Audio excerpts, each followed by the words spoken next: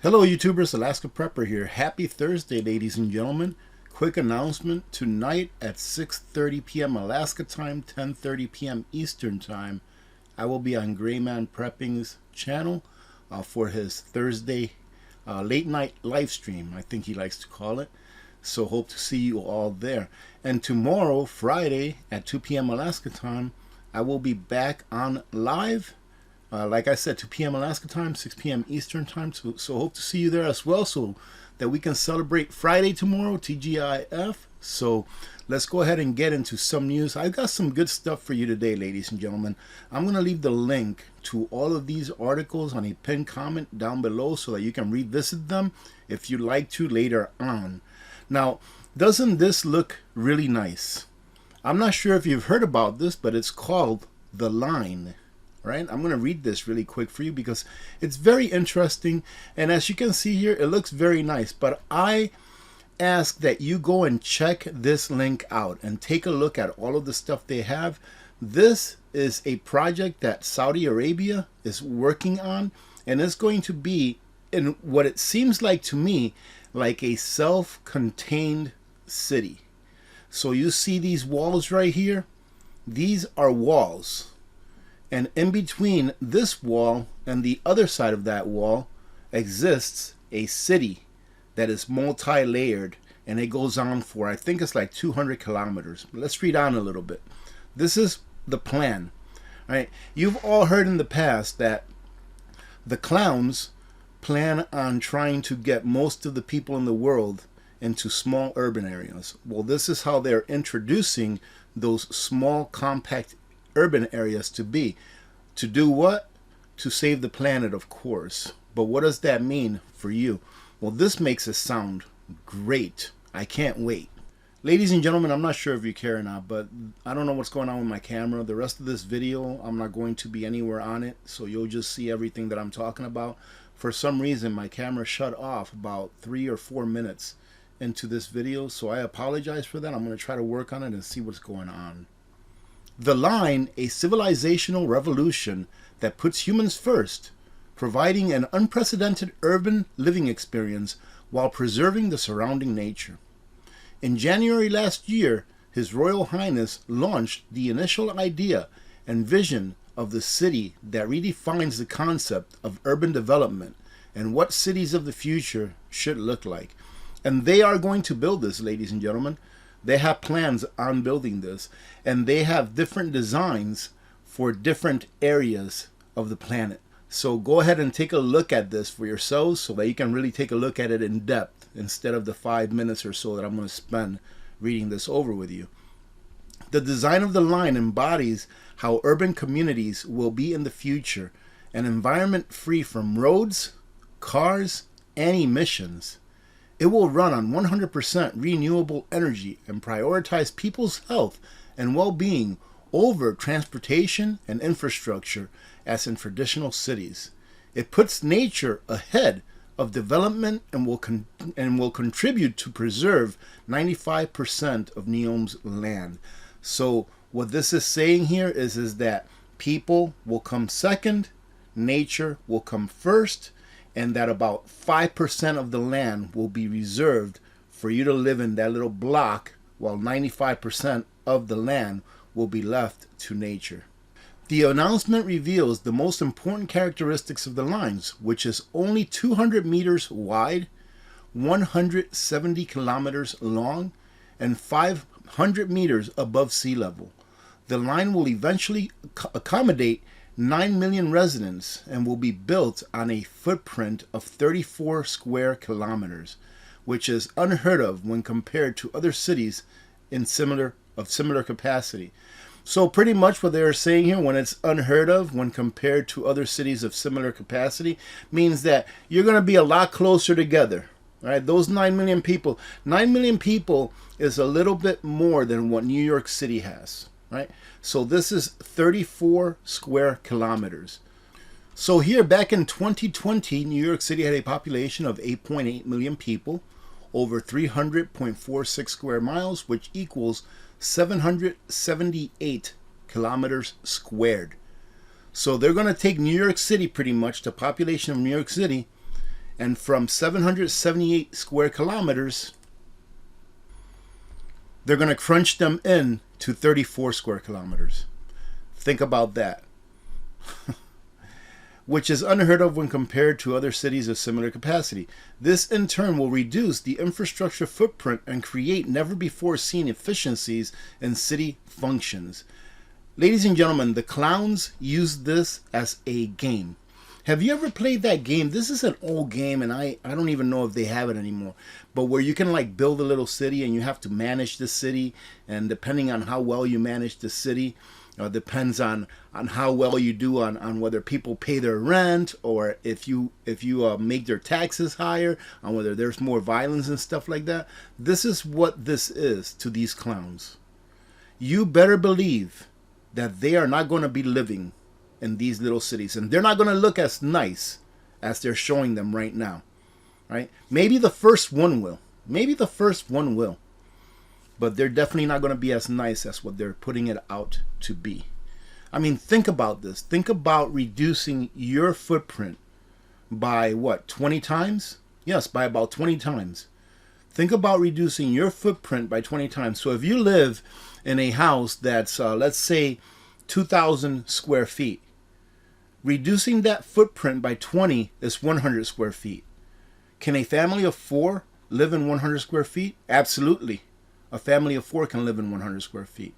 Now, remember, this is all my opinion, what I'm telling you. I'm going to leave you guys the link so that you can go and take a look at it for yourself. NEOM will be a place for all people from across the globe to make their mark on the world in creative and innovative ways.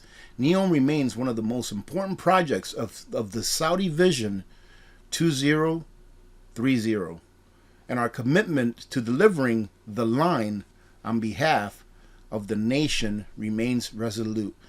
And when he says when they say on behalf of the nation, maybe they should have put the letter U in front of that, right, ladies and gentlemen? That's what this is all about. This is all about crunching you into a 100 square foot apartment, restricting your movement, and who gets to decide what goes in and out of this? Who gets to decide who can leave and who has to stay? Because I guarantee you that if you take a look at these little boats and ships and stuff like that, it's not going to be you. It's not going to be the common person out there. Remember the commons? It won't be the commons. These guys out here will more than likely be the sovereigns. Here, the energy advisor claims it's just factually not true that gas prices were rising before the big U was invaded by the big R. Ladies and gentlemen, we don't even have to look at a chart. I mean, they even have a chart here. Who cares? Do you really have to look at a chart to know that gas prices were on the rise at least a good year or so before the big R, went over into the big U? We all know that gas prices were on the rise, but that's okay. It's okay because the reason I'm going over this is because the people that write policies for us, the serfs, they don't live in our world. They don't have to do a 9 to 5. A lot of them don't even drive for themselves, shop in a supermarket for themselves, so they have no idea what's going on in the real world and what the real person out there, your average American, has to go through. And proof of that is in the pudding. This article here is from about a month and a half, 2 months ago. Democrat senator couldn't care less about gas prices because she drives an electric car.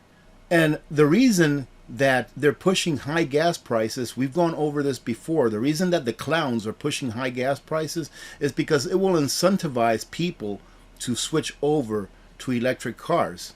But it's making a whole bunch of ex-politicians super wealthy. It's making them super wealthy while you get to pay more for gas in order to subsidize those that buy electric cars. I think that right now there's like a $7,500 subsidy or some kind of a credit that you get on your taxes if you purchase an electric car. Well, who are purchasing the electric cars? I'm going to get to that here in a second. But this just shows you how out of touch the 535, or really 537 that are in Washington are with the American people. Oh, I don't care if we run out of gasoline. I don't care if we run out of biofuels. I drive an electric car. Well, how do you think that your electric car is powered? This Fed share here from, I believe it's San Francisco, says, I don't feel the pain of inflation anymore. Well, imagine that. It's not very difficult to not feel the pain of inflation when you make $430,000 a year. And let me show you, ladies and gentlemen, why it is that these people are so out of touch. Because it makes sense. I'm sure she doesn't feel the pain of inflation making $430,000 a year. I'm going to take my calculator out here for a second. Take a look at this. This person makes $423,000 a year, right? That's her salary. That's not all of the investments that she's made millions of dollars on from insider trading. My opinion, only my opinion, that she's made millions of dollars from insider trading. However, we all remember that back at the top of the stock market, at the top, that thing went on where a lot of the Federal Reserve presidents got caught trading, and then they sold most of their stock at the top of the market, if I remember those stories correct, right? So you know that they invest in the market, and I'm sure that they have information that's a little bit better than the information that we're giving out here. So she makes $423,000 a year. So if you all remember, I did an article once where it showed that the average American was going to spend about $3,500 more per year just on gasoline or diesel for their vehicles. So let's take $3,500 and let's divide it by $423,000. And then you multiply that times 100. So inflation has only hit about 0.8% of her income. Okay? So, of course, she doesn't really feel it. Inflation is only attacking about 0.8%, not even 1% of her income. Now you take it down to the average American, right? The average or the mean salary is, I think, around 60, let's say 70,000. Let's be generous, 70,000. So let's take 3,500 and divide it by 70,000, and then let's multiply it times 100. That's 5%. So whereas the average American has given up 5% of their real income, meaning stuff that you can buy with that money that you make, so you can now buy 5% less, she's only given up 0.8%. So of course, these people are out of touch with the American people, and these are the people that are governing our ways of life. These are the people that control the money, which is what we use in order to trade our time for. These are the people that are governing those systems, ladies and gentlemen. Why do you think that the American people are sick of it? Poll finds that only 1% of Americans see the big R as a major problem. Ladies and gentlemen, Americans want to do this. They want to have a job where they can go and earn an honest living. They want to come home to their families and enjoy their time off with their families. They want to own a home and not be taxed to death. And they just want to be happy so that their children and their family can be happy and safe. That's what they want. And isn't this funny? Where 1% of Americans see the big R as a major problem. You think maybe that 1% has something to do with the military-industrial complex? You think maybe part of that 1% are the neocons up on Capitol Hill who pray and love to go to WAR, sending other people's children overseas so that they can sacrifice themselves in order so that they themselves can become wealthier? And you see what happened here in the last couple of days with Nancy Pelosi taking a little trip. And ask yourself this question. I've brought this up before. How in the world can the United States fight a war? How can we fight a war? Please tell me. Please tell me, because we don't make anything. And whatever we do make, we import the raw resources. We import most of it. How can we fight a large-scale war with a superpower, with two superpowers, on two different sides of the world pretty much, when we don't make anything, when our dollar is almost worth nothing compared to the date of issue? It's worth like maybe 1.5%, 2% of what it was worth the day that it was initially issued. When countries are leaving the dollar because they're tired of the bully tactics that the United States government uses towards them, using the dollar as a weapon in order to make them do what they want to do. Do you really think that we can fight a war?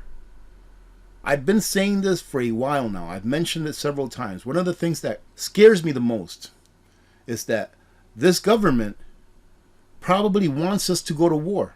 Why? Because they in turn will then again forsake the American people by making decisions that they know will lead us to losing that war and then having to give up our sovereignty. Why? Because they are owned by foreign governments. That's my opinion, of course. They are owned by foreign governments. We all know this, and I would bet you that a very large percentage of the American people know this. And that's why I say that in the end, good will prevail over evil. And let me finish it off with this, just to show you that this electric car thing, ladies and gentlemen, it's not for you and me. Trust me, it's not for you and me, and let me show you why. Now, I know here we're only talking about Teslas, and I know that there are different electric car companies out there. But here it says, Tesla owner demographics, income, age, gender, and more. The average household income of a Tesla Model X owner in 2022 is $146,000. You understand what I'm getting at here, ladies and gentlemen? It's not for you. We pay taxes, and then the government gives tax subsidies or tax rebates to people that buy electric cars. Well, the average person that's buying at least a Tesla, right? And these numbers are pretty close together to other companies. I looked at Ford, I think it was, and one other company, I forgot their name, and they were actually a little bit higher. They were like 150 something. But I just want to go through one because I'm putting the message forward here. You can understand what I'm saying with just one instead of three different ones. But here, the average owner of a Tesla X model in 22 is $146,000. The average income of a Tesla Model S owner is $151,000. Do you fall in that category? Do you make $150,000 or more? And if you make $150,000 or more and you buy an electric car, do you think that your tax dollars should go to give those people that make $150,000 or more so that they can buy an electric car? It's not for you. Americans by income. The median U.S. household income is $61,900. But let me show you more specific, all right, more specific how it is that most Americans fall out of that range where they're going to buy an electric car. So remember, about $150,000, let's say, to make it easy. Well, take a look at this. 10.3% of Americans make over $200,000. So that's 10.3%. 8% make over $150,000, between $150 and $199.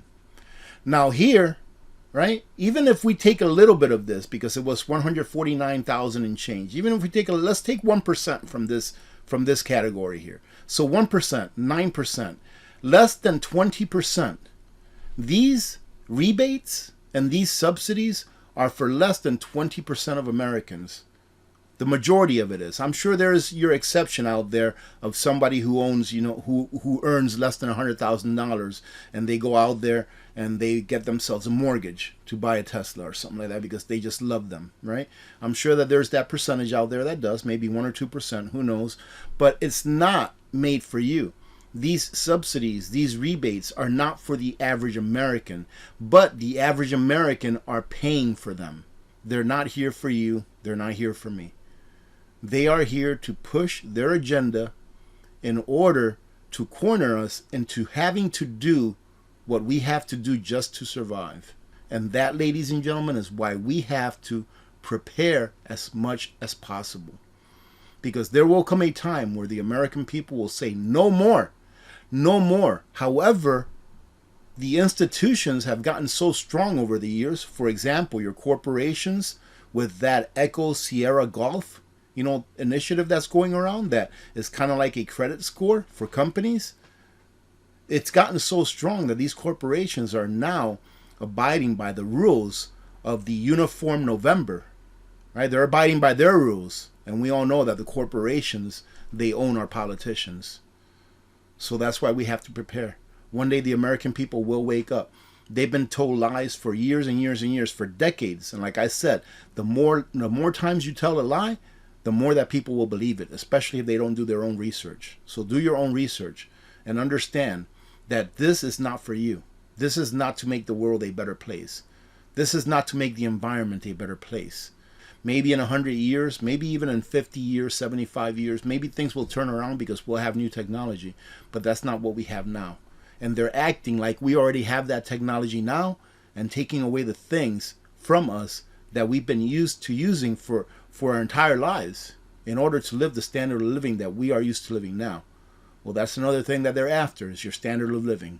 It needs to go down by 50 to 75% in order so that the world can have equality and equity, meaning that you'll own nothing and no one else will, except for the 0.1%. Having said that, I hope that you have a great day. I do have another video to put out later on today. And again, remember that tonight I will be on Gray Man's channel for the late night Thursday night. And then tomorrow we will have our live stream here on Friday at 2 p.m. Alaska time, 6 p.m. Eastern time. And ladies and gentlemen, I'm very excited because we're going to start our Christmas in August giveaways this Sunday. So for those of you that don't know, stay tuned. I will be announcing that this Friday because this Sunday is going to be our Christmas in August giveaway, and it's going to be a lot of fun. Having said that, have a great day. Remember to be good to each other. When good people do good things happen. Remember to reach one, teach one, and repeat. If we all did this, the world would be a better place, and you know that it will be a better place. Many blessings to all of you and your families. I'm Alaska Prepper. I am out.